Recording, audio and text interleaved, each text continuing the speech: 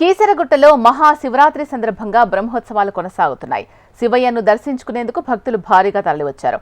ఇక దీనిపై మరింత సమాచారం కీసరగుట్ట నుంచి మా ప్రతినిధి సుప్రియ అందిస్తారు.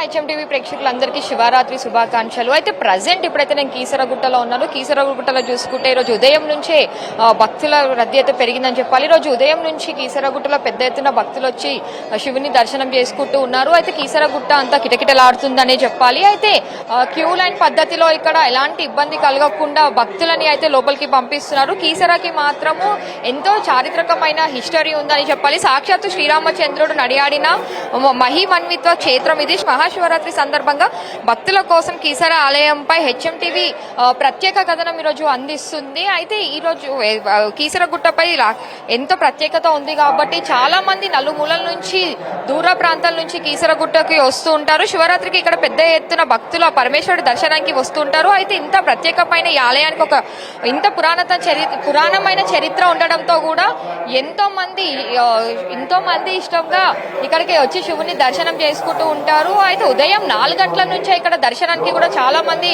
వస్తూ ఉన్నారు. ఈ కీసరగుట్టలో మరొక ప్రత్యేకత ఉందని చెప్పాలి. ఆంజనేయుని పిలిచి కాశీ నుండి శివలింగాన్ని తీసుకురావాల్సిందిగా ఆజ్ఞాపించాడు కౌసల్యనందుడు. రామజ్ఞ కావడమే ఆలస్యం అవుతుంది, ఆకాశంలో ఎగిరాడు. ఇంత హిస్టరీ కలిగిన కీసరగుట్టకి దర్శనానికి మాత్రం ఎంతో మంది ఇక్కడికి వస్తూ ఉంటారు. అయితే నార్మల్ డేస్ లోనే కీసరగుట్టానికి దర్శనం చేసుకోవడానికి చాలా మంది వస్తుంటారు. అలాంటిది ఈరోజు శివరాత్రి పర్వదినం సందర్భంగా అయితే వేలాది కొద్ది భక్తులు కూడా ఇక్కడికి వస్తూ ఉంటారు.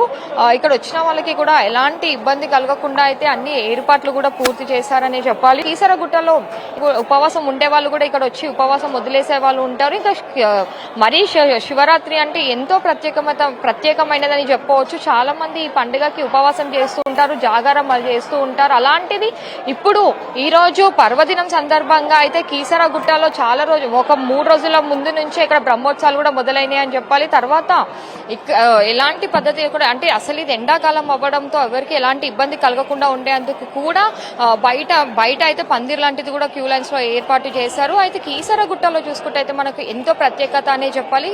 ఈ కీసరగుట్ట దర్శనంకి మాత్రం చాలా మంది నలుమూలల నుంచి వేరే రాష్ట్రాల నుంచి కూడా వచ్చే వాళ్ళు ఉన్నారు.